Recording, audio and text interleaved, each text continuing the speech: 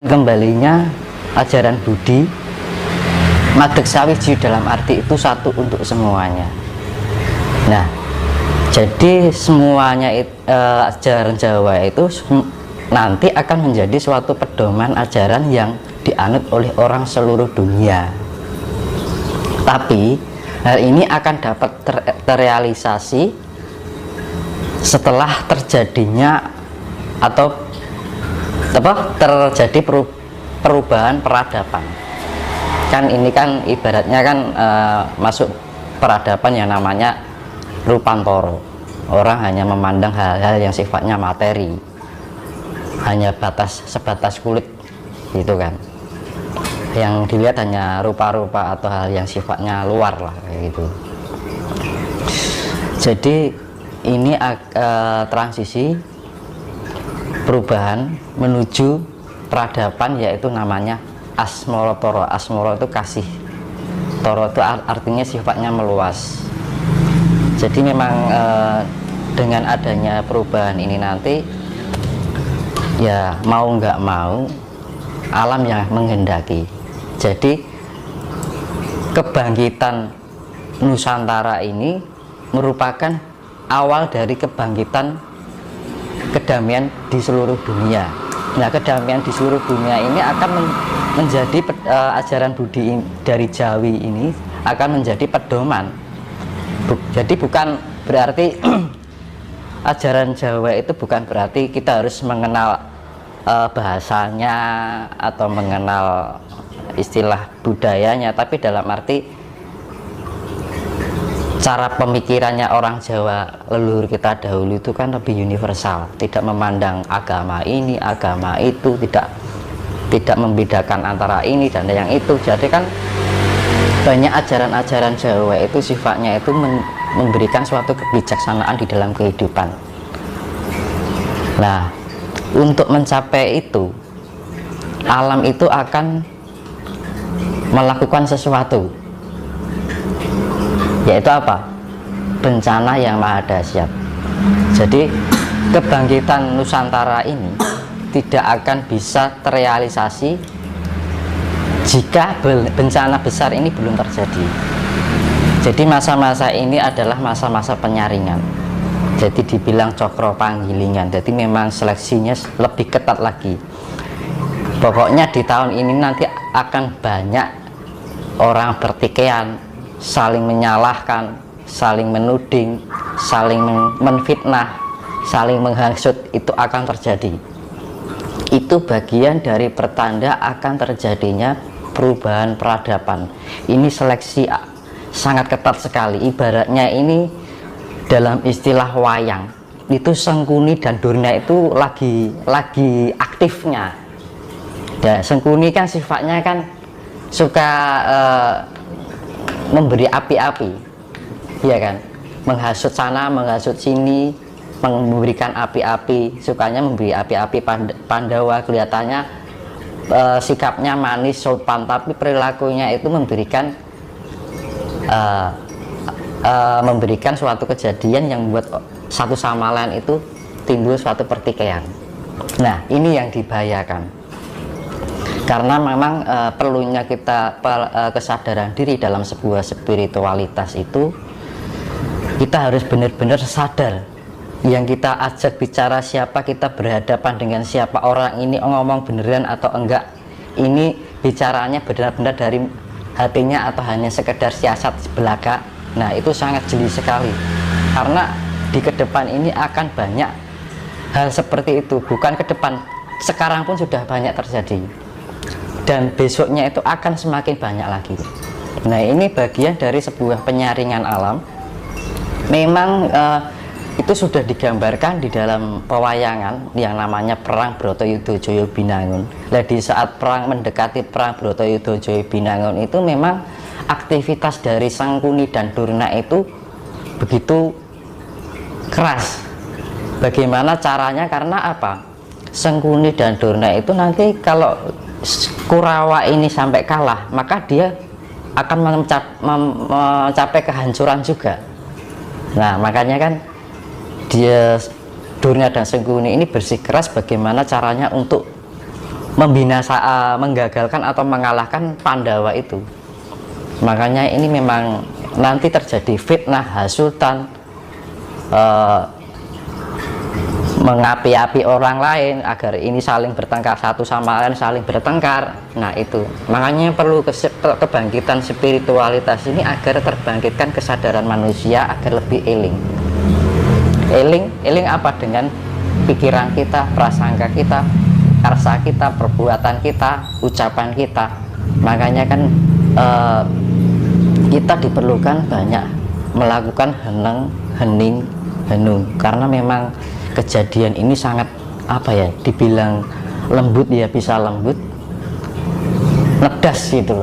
Jadi lembutnya itu lembut, akhirnya nedas juga gitu. Makanya kan lebih hati-hati dalam kelembutan itu, karena ini banyak hal yang sifatnya lembut tapi dibalik kelembutannya itu menyakitkan. Nah, yang diwaspadai itu karena memang ini pertandanya sudah banyak, tapi kedepannya semakin banyak. Nah, terus Durna itu sifatnya dia kan seorang pandita. Dia sebagai pandita tapi sifatnya menjerumuskan, jadi tidak ada, jadi panditanya itu mempunyai tendensi. Nah, jadi Durna itu sifatnya memberikan ajaran baik, tapi di balik itu ada sesuatu yang menjerumuskan orang itu pada sesuatu yang ketidakbenaran. Akhirnya orang itu menganutnya, akhirnya terjerumus juga. Jadi makanya kan perlu kehati-hatian, kita lebih mawas ini yang benar, mana yang benar dan mana yang tidak, kita harus benar-benar peka. Kan orang kan dari cara bicara, tingkah laku kan, kalau kita sudah mengolah spiritualitas itu memang kita bisa memilah gitu kan. Ini yang mana yang asli dan mana yang bukan itu bisa dilihat. Gitu. Makanya memang jadi saya kembalikan ajaran Jawa itu memang akan dikembalikan. Makanya kan ada sastra zaman dahulu yang disebutkan pepesti ini nusa wis tekan janji, dalam arti sudah saatnya nusa sampai pada janji. Jadi kayak nagih janji gitu kan.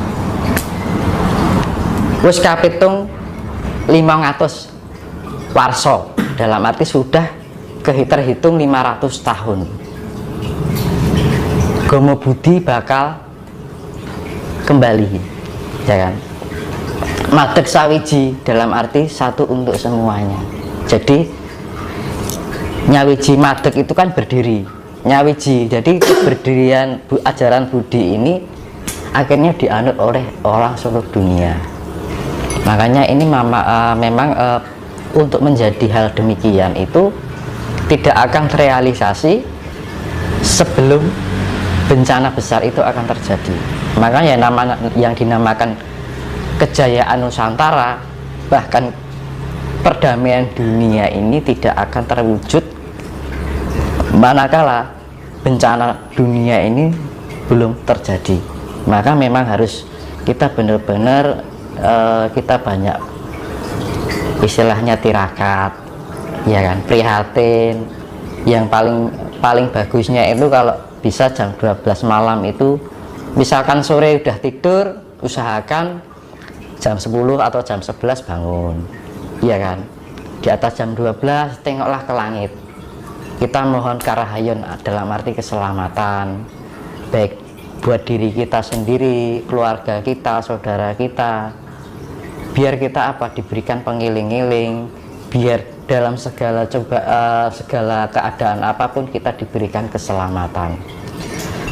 Terus hindari sikap yang sombong diri, merasa memiliki keakuan diri, merasa benar diri, merasa suci. Hindari sifat-sifat seperti itu, karena memang banyak jebakan yang membuat kita menjadi sombong diri karena kita merasa pandai, ya kan, karena merasa kita sudah memiliki, karena kita merasa kita sudah mampu, ya kan. Nah, itu jebakan-jebakan. Makanya ketika kita menemukan sesuatu, kita memiliki sesuatu, Ibarat dalam bahasa Jawa itu kabeh mung sak dermo, ya kan? Semua itu hanya sekedar titipan Tuhan. Kita tidak merasa milik apa-apa. Jadi memang jalani hidup itu ya kita mengalir aja. Apa yang Tuhan berikan yaitu, banyak dan sedikitnya yaitu. Kita jangan terlalu banyak tuntutan tentang kehidupan, jangan terlalu banyak muluk-muluk tentang harapan kehidupan.